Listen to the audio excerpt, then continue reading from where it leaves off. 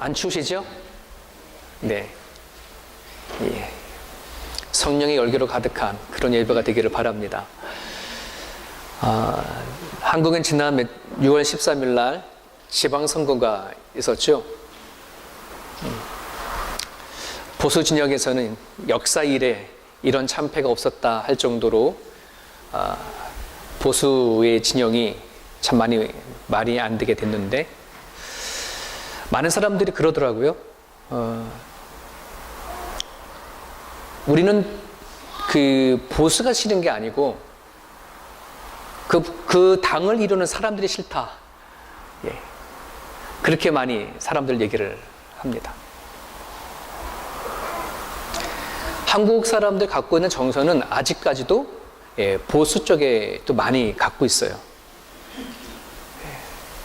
그럼에도 불구하고 이번에 선거로 인해서 보수가 많이 참패가 되어진 것은 뭐냐면, 그 당을 이끌어 나가는 사람들이 또 많이 문제가 되지 않았나 생각을 그렇게 해보게 되어집니다.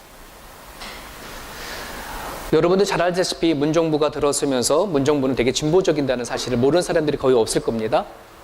그럼에도 불구하고 오늘날 문정부가 국민을 통해서 받는 지지율은 자그마치 75% 정도가 되어집니다. 그럼 왜 그런가 우리가 생각해보고 가야지, 그냥 문정부가 정권을 잘해서 이 문제가 아니라는 거죠. 국민을 대하는 자세가 어떠냐 이겁니다. 여러분, 정치 위에 뭐가 있을까요? 국민이 있어요.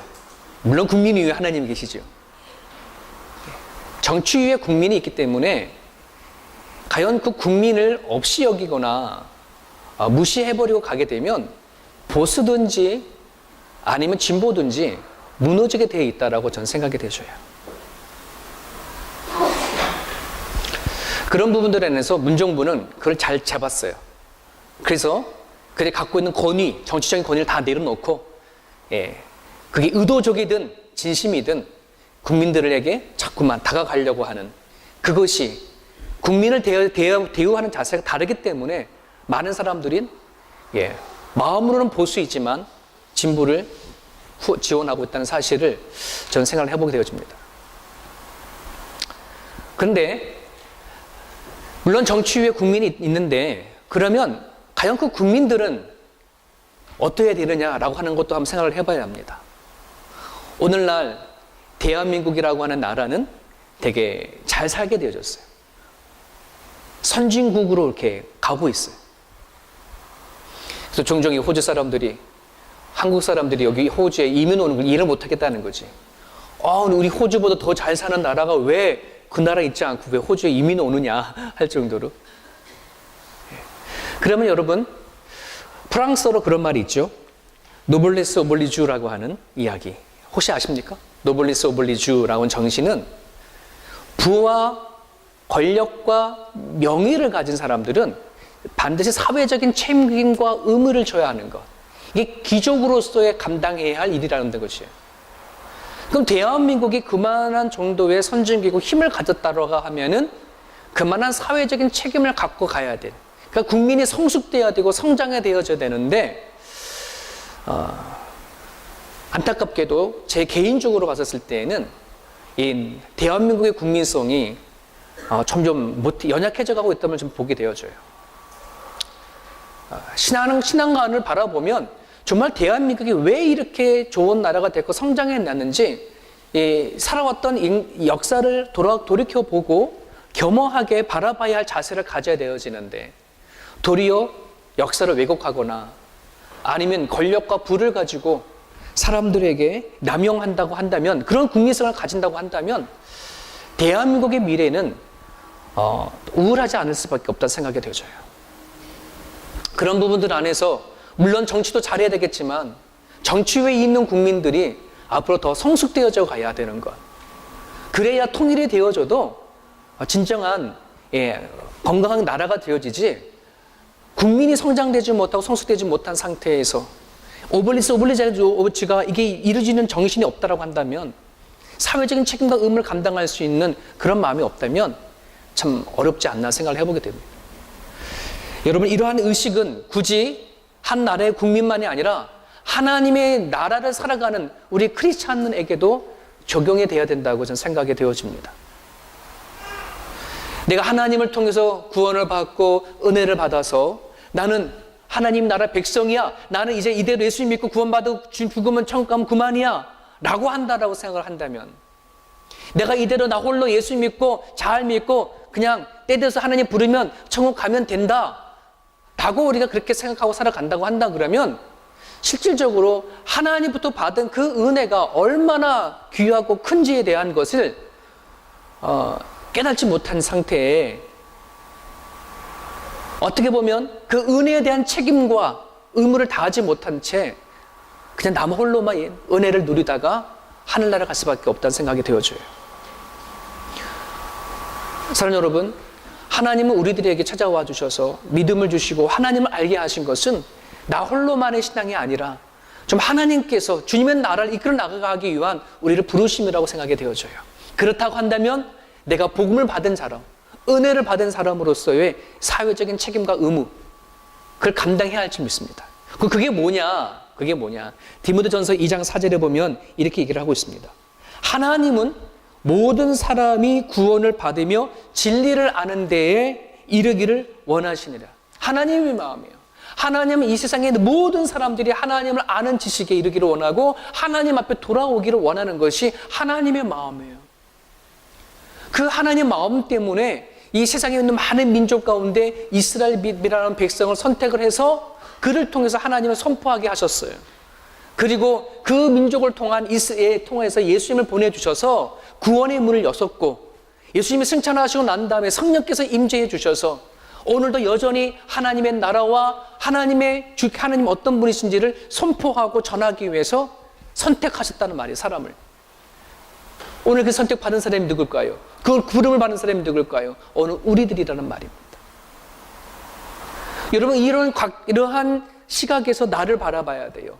내가 오늘 믿음을 갖고 하나님을 알아가고 있는 사람이 나는 과연 어떤 존재인가? 라고 하는 것을 알고 가야 돼요. 나를 통해서 일하시는 하나님을 발견할 때에 내 은혜가 얼마나 소중하고 귀한 것인지 알게 되어지고, 나 홀로만의 신앙이 아니라 하나님께서 원하시는 하나님 나라의 책임과 의무를 감당하다가 주님 부르시면 갈 수 있다는 것이에요. 여러분, 오늘 이 빌립보서를 쓴 사람이 바울이라고 하는 사도인데, 이 사람이 원래는 유대교였지 않습니까? 그죠? 유대교였는데 다메섹 도상에 예수님 믿는 사람 잡으러 가다가 그만 그 다메섹 도상에 누굴 만났어요? 예수님을 만났어요. 그 바울은 하나님을 모르던 사람이 아니라 구역에 나온 하나님 알던 사람이지 않습니까? 근데 그 하나님이 보내준 예수님을 그는 하나님의 아들이라 생각하지 않았단 말이죠. 그냥 이단아라고 생각했어요. 근데 그 예수님을 만나고 나서는 뭐 한 거예요? 직접 하나님 만났단 말이죠. 자, 그러면 한번 생각해 보세요. 그가 그 예수를 만났어. 그럼 자기 집에 돌아가가지고서는 나 예수를 만났으니까 믿음을 갖고 착하게 바르게 잘 살다가 하나님 부르면 가야 되겠다. 얼마든지 그럴 수 있잖아요. 뭐 예수님 만난 사람 바울만이겠습니까? 우리는 예수님 안 만났습니까? 얼마든지 집에 가가지고서는 가족들에게 나 오늘 다메섹 도상을 가는데 예수님 만났다고 그리고 얘기하고 나서는 늘 자기가 살던 삶을 살 수 있잖아요. 근데 그렇게 하지 않았어요. 자기가 살았던 모든 삶을 완전히 뒤집어 엎어버리고 왜 그랬을까요? 진짜 살아계신 하나님을 만나고 보니까, 하나님, 예수님, 성령님을 알고 보니까 그동안에 자기가 어떻게 살아왔는지, 어떤 모습이었는지 너무나 정확하게 보여지기 때문에 그랬어요. 예전에는 사람들에게 하나님을 믿으라, 예수를 믿으라, 이렇게 구원의 대상이 아니었어. 사람들에게, 바울에게는 그냥 그 사람이 사람이었지 뭐. 너네 구원 너네 알아서 하는 거고 나는 알아서 그냥 예수님 믿는 거야. 이런 상태로 신앙생활을 했는데, 바울이 예수님을 만나고 나서는 자기와 아무런 의미가 없던 사람들조차도 뭐냐면 구원의 대상이 되는 거예요.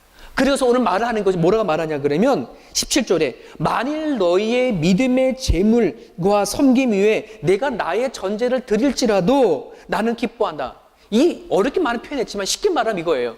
너희들이 나를 통해서 믿음을 갖게 되고 너희들이 나를 통해서 하나님을 섬기게 되어진다고 한다면 나는 지금 죽어도 여한이 없어. 이런 말이에요.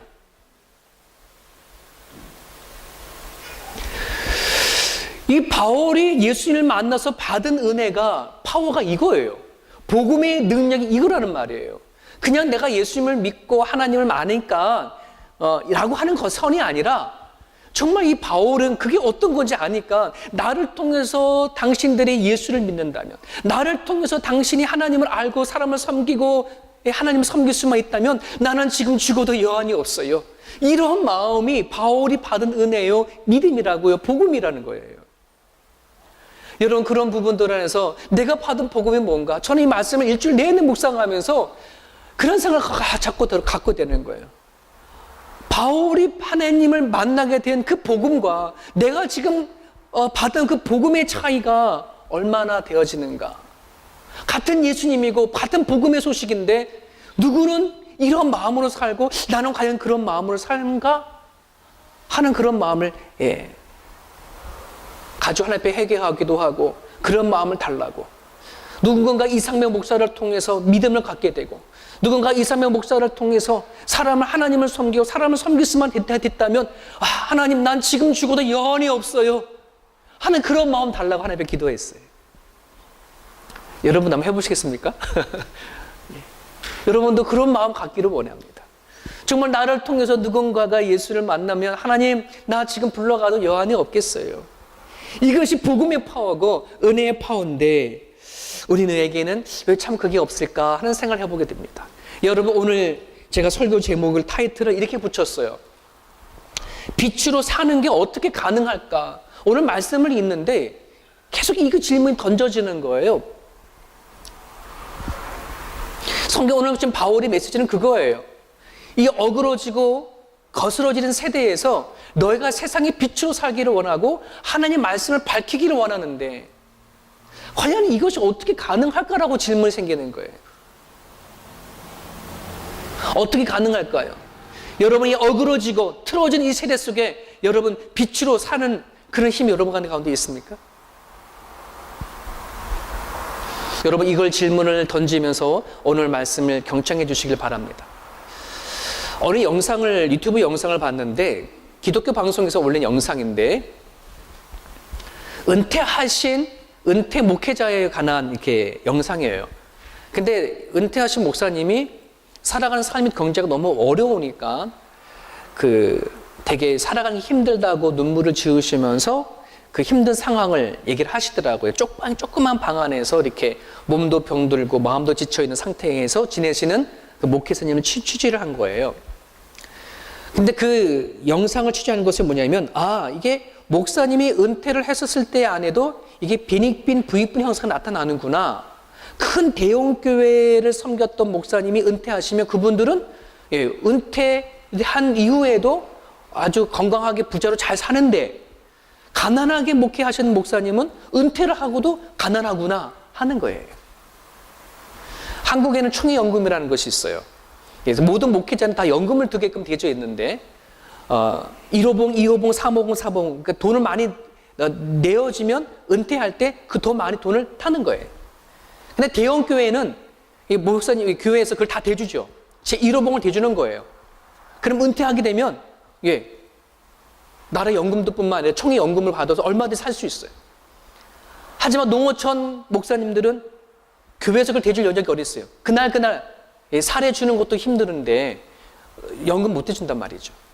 그럼 은퇴를 하게 되어지면 총회 연금도 없이 살아가시는 거예요. 그러한 이야기를, 영상을 딱 나온 걸 보고 나선 그 댓글을 쫙 봤어요. 사람들이 어떻게 댓글을 다는가. 거의 다 부정적인 댓글을 막 달죠.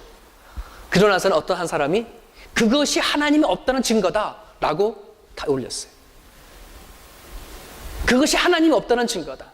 어떻게 목사가 하나님을 위해서 그렇게 한평생을 애쓰고 수고했는데 지금 그 은퇴한 이후에 하나님 살아계시면 보장해줘야지. 죽을 때까지 책임져줘야지. 그래야 좋은 하나님이지. 이런 거예요. 제가 한국의 목회에 그 은퇴하고 나서 그걸 다루는 게 아니라, 과연 세상 사람들이 바라보고 있는 하나님이 어떤 하나님인가를 좀 전해드리고자 하는 거예요. 여러분, 일반적으로 종교적인 하나님은 어떤 하나님이냐? 이런 하나님이에요. 우리가 하나님을 위해서, 신을 위해서 애쓰고 노력하고 뭔가 했으면 그 하나님이 반드시 보상해줘야 하는 하나님, 반드시 그 대가를 주셔야 하는 하나님을 우리가 말하는 종교적인 하나님이란 말이죠. 여러분, 잘 판단해 보십시오. 인간의 노력으로 하나님, 신이든 하나님이 인간의 노력으로 하나님을 그걸 보고 우리를 받아주시고 무엇인가 해주신다고 하는 생각과 하나님이 우리에게 하신 것을 가지고 우리가 하나님에게 받은 바 되어졌다고 하는 생각은 달라요, 같아요? 달라요. 이건 차이가 엄청난 큰 차이예요. 여러분, 종교적인 원리는 어떤 원리냐면 이거예요. 인간이 신에게 순종한다. 그리고 신은 그것으로 우리에게 보상을 하고 상을 주신다. 이게 종교적인 원리예요. 자, 우리 기독교의 원리가 이런 원리인가요? 여러분이 하나님을 믿는 그 원리가, 여러분 지금 이 원리로 이 자리에 계신 거예요? 아니죠. 우리 이 자리에 왜 앉아 있는 거예요? 하나님이 우리를 위해서 이 땅에 오셔서 십자가에 못 박혀 돌아가셔서 하나님 때문에 우리를 뭐 받은 거예요? 구원을 받은 거. 하나님이 나 대신 십자가에 못 박혀 죽으셔서 내가 죽을 수밖에 없는데 예수님이 대신 죽으셨기 때문에 그 하나님을 때 구원받은 것에 대한 은혜요, 감사예요. 그렇죠? 기쁨이에요. 이게 뭐예요? 이게 복음이라는 말이에요. 그래서 기독교는 종교를 하지 않는 이유가 여기 있는 거예요. 기독교는 종교가 아니에요. 우리 기독교는 복음이에요. 동의하십니까? 예, 근데 우리는 대부분 많은 교회를 성도들 안에 우리는 복음을 얘기하지만 우리의 정서 안에는 아주 이상하게 종교적인 하나님을 우리는 마음속에 품고 있단 말입니다. 우리가 세상에 나가서 빛이 되어져라, 세상에 나가서 하나님의 말씀을 밝혀라 라고 우리가 이 성경 말씀을 하지만 우리가 그렇게 살아가지 못하는 이유 중에 하나가 뭐냐면 과연 내가 믿는 하나님이 종교적인 하나님을 믿느냐, 진짜 복음의 하나님을 받아들이냐 차이예요. 제가 세 가지 차이를 말씀해 드릴 거예요. 여러분, 내가 지금까지 믿어왔던 하나님, 또 믿음을 갖고 있는 하나님이 내가 종교적인 하나님을 믿고 있는지 아니면 복음의 하나님을 내가 받아들이고 있는지 확인해 보십시오. 첫 번째 차이는 하나님을 믿는 동기의 차이가 있어요. 동기가 달라요. 종교적으로 하나님을 믿는 사람들은 두려움 때문에 믿게 되어져요. 두려움 때문에. 하나님 앞에 내가 이런 걸 하지 아니하면, 하나님 때문에 이런 걸 실천하지 아니하면 마치 내가 뭐 하는 거예요? 두려운 거예요. 하나님 벌 주실 것 같은 거예요. 또 나름대로는 내 나름대로의 신앙적인 틀을 가져요. 기준을 잡아서 이 정도 내가 해야지만 내가 하나님 앞에 좀 바로 서 있는 것 같고 죄책감도 안 들고 나름대로 신앙생활을 잘 하고 있다라고 나름대로 기준을 세운 거지요. 근데 내 나름대로 기준을 세웠는데 이대로 살아가지 못할 때 여러분 어떻게 생각하게 됩니까? 내 믿음이 떨어졌나 보다. 내가 뭔가 잘못하고 있는 것보다 죄책감이 일어나고 불안감이 생겨나가기 생각하죠. 그죠? 그렇게 되어진다고 하면 나는 하나님을 되게 두려움 속에서 내가 하나님을 믿고 있는 거예요. 그러나 복음은 그렇지 않아요. 복음은 어디서 출발되냐면 하나님께서 예수님을 통해서 우리에게 이루어 주신 은총, 이미 나한테 베풀어 주신 은총에 감사해서 순종하는 마음으로 기쁨으로 하는 것이 이게 뭐냐면 복음이에요. 조금 다른 말로 말하면 종교적으로 하나님을 믿으면 그들이 행하는 윤리나 도덕적인 것들이 하나님 두려워하는 마음을 가지고 윤리적이고 도덕적인 걸 행하지만 복음을 가진 사람들은 두려움이 아니라 기꺼이 기쁨과 감사로 하는 것이 도덕적이고 윤리적인 거예요. 어때 겉으로 드러나는 것은 참 착한 모습일지 모르지만 그 마음의 동기가 어려서부터 출발되냐 이건 다른 거죠. 여러분들 자녀들에게 아들아 내가 뭐 아빠가 목이 마른데 물 좀 하나 떠다가 줄래? 라고 말하면 마음이 인상 얼굴 찌푸려 가면서 자기 손이 없나 다리가 없나 막 그러면서 그냥 마지 못해서 갔다 와 물 갖다 줄 수 있어요. 아빠는 그것도 그냥 먹을 수 있지. 하지만 덜고 치서서 먹을까 안 먹을까요? 안 먹어. 하지만 기꺼이 즐거운 마음을 갖다 주면 고마워하고 먹지요. 그죠? 겉으로 물 갖다 주면 똑같아. 하지만 그 사람이 마음이 마지못해 하는 거냐, 기꺼이 하는 거냐. 이건 차이가 되게 큰 것입니다. 하나님은 오늘 우리에게 확인하고 싶은 것이 바로 그거였어요. 너 마음에 내가 너에게 희생하고 너를 위하여 구원하신 것에 대한 기쁨과 감사가 있느냐 하는 것이에요. 여러분, 이스라엘 백성들이 하나님의 제사 안 드렸습니까? 꼬박꼬박 잘 드렸습니다. 하나님은 그렇지만 이스라엘 백성들에게 서운한 것이었어요. 마음이 속상한 것이 있었어요. 겉의 모습으로는 그들이 종교적이고 하나님께 원하는 걸 따박따박 하고 있지만 그 속은 기쁨도 없고 감사도 없고 은혜를 알지 못했단 말이죠. 하나님은 그거를 가지고 이스라엘 백성들을 치고 그걸 가지고 하나님 이스라엘 백성들에게 분노하신 거예요. 오늘 우리들의 마음 가운데 정말 내가 마지못해서 하느냐 아니면 정말 기꺼이 하느냐, 이 차이는 되게 크죠. 이게 내가 복음을 갖고 하나님 믿는 사람의 차이점이에요. 여러분들 주일날 교회 나올 때 억지로 마지못해 나오지 않기를 바랍니다. 즐거운 마음으로 나올 수 있기를 바랍니다. 하나님이 나한테 베푸신 은혜에 너무나 고맙고 감사해서 나올 수 있는 발걸음이 되어지기를 간절히 바랍니다. 두 번째 차이는 나에 대한 정체성과 자존감의 차이입니다.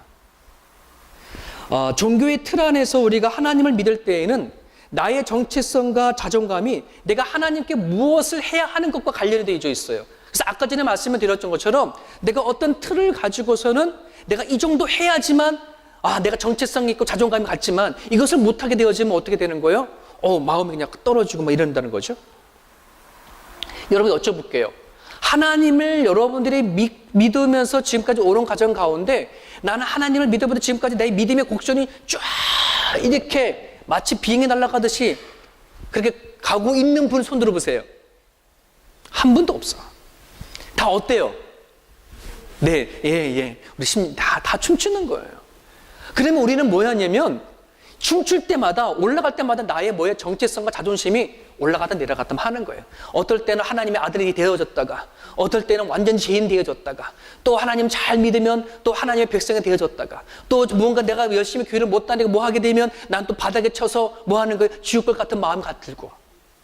요즘에 우리 딸이 그런 상태에 있어요. 어떨 때는 교회 갔다 와가지고 아빠 나 천국 갈 것 같아 나고 막 이렇게 하다가도 어느 날 갑자기 집에 아빠 내가 천국 갈 수 있을까? 얘가 뭐냐면 뭔가 빠진 거야. 기도를 안 했거나 뭔가 동생이랑 싸웠거나 얘는 하루에도 수십 번 천국 갔다 지옥 갔다 수십 번을 해. 근데 오늘 우리들이 그렇단 말이죠. 나의 정체성과 나의 자존감이 신앙적인 춤을 춰버린단 말이에요. 여러분, 복음은 그렇지 않아요. 복음은 이미 나는 죄와 허물을 인정하고 가는 거예요. 나는 하나님 앞에 내 스스로 구원받을 수 없고 내 스스로 하나님 의롭다 받을 수도 없는 그런 존재라고 한다는 것을 인정하고 가는 것이죠. 여러분, 내가 구원받고 믿음을 얻었을 때에 여러분들이 나름대로 어떤 행동을 했고 도덕적으로 헌금을 또 많이 하거나 뭔가 선한 일을 많이 했기 때문에 구원받았어요? 절대 그거 아니에요. 사랑하는 여러분, 복음의 시작은 나는 죄인입니다 할 때부터 시작되어지는 거예요. 나를 인정하는 거예요. 그런데 이 나는 내 스스로 나는 구원받을 수도 없고 내 스스로 선한 일도 할 수 없는 나 같은 존재를 누가 오신 거예요? 주님이 하나님의 아들 예수님께서 나를 위해서 십자가 못 박혀 돌아가셨어요. 기꺼이 나를 사랑하셨다는 거예요. 나를 품었다는 거예요. 거기 안에 나의 정체성과 자존감이 있는 거예요. 세상 사람들이 나를 향해서 아무리 손가락질하고 너는 죄인이야 뭐라고 손가락질을 한다 할지라도 하나님이 나를 인정해서 나한테 믿음을 주셨다는데 나를 하나님은 자녀 삼아 주셨다는데 여기에 나의 자존감이 있는 거예요. 나의 정체성이 있는 거예요. 그러니 여러분, 우리는 때로 신앙생활을 하다가요, 믿음 생활 잘 못할 때도 있어요. 그럴 때 여러분 스스로 여러분들을 막 절망시키지 마세요. 평가절하시키지 마세요. 내가 그런 존재인 것을 인정하고 하나님 앞에 나아가기만 하면 되는 거예요. 그 믿음만 있으면 되어져요. 그 신앙만 있으면 되어져요. 내가 하나님 앞에 지금 떨어지고 있구나 이거 파악할 수 있는 것만 있으면 되어져요. 그러면 그거 놓고 하나님 앞에 가는 거죠. 하나님, 내 같은 죄인이 여전히 또 이런 모습으로 이런 상태에 있습니다. 하나님 긍휼과 자비를 베풀어 주셔서 나로 하여금 다시 일으켜 주십시오. 하나님이요, 긍휼과 자비로 끈을 안으시는 분이 하나님이십니다. 여러분, 우리가 자녀를 키워보더라도 맨날 첫날 내 자녀가 자식이 아빠 마음대로, 엄마 마음대로 성장해 주든가요? 아니에요. 오르락내리락 하는 거예요. 그래도 내 사랑하는 아들이잖아요. 내 사랑하는 딸이잖아요. 우리의 인간의 하물며 이런데, 하나님은 자기의 하나님을 몸을 입고 이 땅에 오신 예수님이 기꺼이 나를 위해서 다 내주신 하나님의 사랑인데, 당신한테 오게 되면 품지 않으실 하나님은 어디 계십니까? 너는 내 것이다. 너는 내가 너의 하나님이 되어줄게. 여기에 우리들의 가치가 있고 소중함이 있는 것입니다. 이 정체성과 이 자존감을 가지고 있어야 내가 누구를 만나도 내가 우울감을 가지고서는 비판하거나 비난하지 않게 되어줘요. 또 반대로 내가 좀 못하더라도 내 스스로 나를 비난하지 않게 되어줘요. 그런 부분들 안에서 이 바울은요, 그 마음 안에 그 하나님에 대한 복음의 소리가 가득한 거예요. 내가 너의 하나님이 되어줄게. 바울아, 내가 너를 불러서 너는 내가 쓰임받는 그릇이야 라고 하는 그 소리가 바울에게 가득했어요. 한번 여쭤볼게요. 바울이 잘생겼어요? 못생겼어요? 잘생겼다고 합니까? 못생겼다고 합니까? 역사적으로 못생겼더라. 키가 작습니까? 큽니까? 키도 좀 작습니다. 말을 잘했던가요? 못했던가요? 말도 잘 못했어요. 오직 말을 못했으면 바울 설교 듣다가 낭떠러지에 떨어지는 사람도 있습니다. 그죠? 여러분, 키도 작아.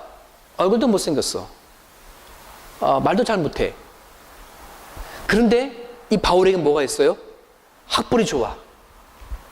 권력이 있어. 명예가 있어. 돈도 많아. 그게 다 커버한 거예요. 요즘에 젊은 아름다운 아가씨들은 다 얼굴 안 보잖아요. 키 안 보잖아요. 돈만 있으면 되잖아요. 권력 있고 그러면 되잖아요. 아마 오늘날 이 시대에 바울이 살았으면 짱이었을 거예요. 그랬던 이 바울이 예수님을 만나고 나서는 자기의 연약한 부분을 다 커버해줬던 명예나 권력이나 그 모든 것들을 다 배설물로 여겼더라. 자, 그럼 한번 생각해 봅시다. 자기가 키가 작고 말도 못하고 못생겼던 이 바울을 자기를 그나마 커버해주고 자기 정체성과 자존심을 해줬던 명예와 권력 이것 갖고 붙잡고 살았는데 그걸 다 배설물로 여겼어요. 그러고 나서 이 사람 뭘 잡았어요? 천막치는 그냥 도구 몇 가지 가지고 복음 전으로 다녔는데 얼마나 겉을 봐도 초라할까요? 그렇지 않습니까? 세상 눈으로 봤었을 때 저 사람 예수 믿고 망했다. 예수 믿고 초라해졌다. 아마 이렇게 얘기할지도 모르겠습니다. 하지만 바울은 한 번도 예수님을 받아들이고 나서는 어디 복음을 전하도 하더라도 자기에 대한 정체성과 자존심 때문에 흔들린 적이 한 번도 없어요. 왜? 자기가 자기 스스로 보니까 알겠더라는 거죠. 그 전에 자기의 모습은 다 권력과 명예 이걸 가지고 자기를 포장한 거였었지 진짜 자기 안에 자기를 봤을 때 초라하다 본 거예요. 하지만 예수님을 만나고 보니까 자기가 얼굴에 잘생겼든 못생겼든 초라하든 내가 몸에 어떤 걸 걸쳤든 아무 상관없이 자기에 대한 정체감, 자존감에 대해서 확실했던 거예요. 사랑하는 여러분 세상적으로 성공하셨습니까? 성공 못했다 하더라도 여러분 너무 좌절하지 마십시오. 여러분 스스로 나무라지 마십시오. 하나님이 여러분을 선택했다는데 하나님이 여러분을 내 자녀라고 하는데 그런 것을 여러분 스스로의 정체성과 자존심감을 드지 않기를 간절히 바랍니다. 하나님이 내 아버지 되어주신 것만으로 충분히 여길 수 있기를 간절히 바라요. 네가 가진 달란트가 부족하다 하더라도 스스로 평가절하하지 않기를 간절히 바랍니다. 아멘 하신 분만 그렇게 하십시오. 정말요, 그래요. 여러분 스스로요 너무 평가절하지 마십시오. 천하보다 귀한 게 하나님 여러분 여기십니다. 마지막 세 번째 하나 더 있어요. 내가 종교적인 하나님을 믿느냐 복음적인 하나님을 믿느냐의 차이가 뭐냐 그러면 어려움과 고통을 다루는 방식이 다른 거예요. 종교적인 하나님을 믿는 사람들은 어려움과 고통을 뭐라고 받느냐면 이거에 대해서는 다루지 못해요. 예를 들면 이겁니다. 종교적인 하나님 믿어질 때 사람들은 바르게 살면 하나님께 유복하게 하신다고 하는 생각을 갖고 있어요. 하나님 잘 믿으면 복 받는다고 생각을 갖고 있어요. 이건 대부분 종교적인 하나님이에요. 예수 믿으면 복 받는다. 종교적인 하나님이에요. 만약에 이들이 예수님을 믿다가 복을 받지 못하면 어떻게 될까요? 예수님 믿다가 어려운 환경에 닥치면 어떻게 될까요? 스스로 자괴감에 빠지기도 해요. 스스로 나는 왜 내가 열심히 뭔가 했는데 뭔가 부족했는가? 자기 스스로 치기도 해요. 또 때로는 하나님 앞에 원망하기도 해요. 내가 하나님 이렇게 열심히 했는데 왜 하나님이 나한테 주는 대가는 이렇습니까? 라고 말하면서 하나님을 원망하기도 하고 스스로 자기 자신에게 화도 내기도 해요. 저는 그런 모습을 너무나 많이 봤어요. 하나님을 잘 믿었는데 살아가다 닥치는 어려움과 환경 앞에 정말 자기 자신을 미워, 하나님 미워할 수 없으니까 어떤 사람은 하나님만 원망할 수 없으니까 자기 자신을 막 미워하고 스스로 힘들어하는 경우를 너무나 많이 봤어요. 사랑하는 여러분, 복음은 그렇지 않아요. 복음은 삶이 삐걱거린다고 한다 할지라도 꼬리를 물고 오는 여러 가지 어려움이 있다 할지라도 거기 안에 스스로 상처를 받거나 자기를 비난하거나 절망하거나 좌절에 빠지지 않아요. 왜 그러신지 아십니까?